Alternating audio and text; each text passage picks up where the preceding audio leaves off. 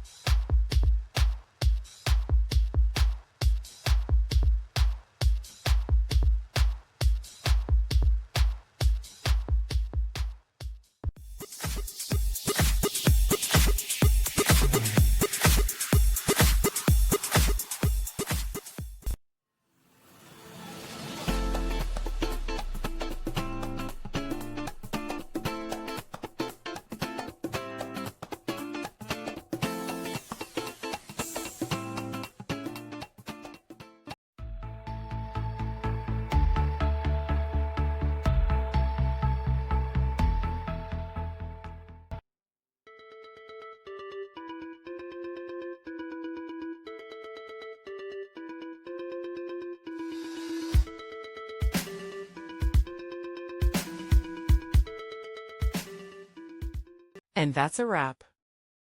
I hope you found the answer you were looking for. If you did, take a second to hit that subscribe button. It really helps out. And let me know in the comments which solution worked best for you. See you next time in the debug zone.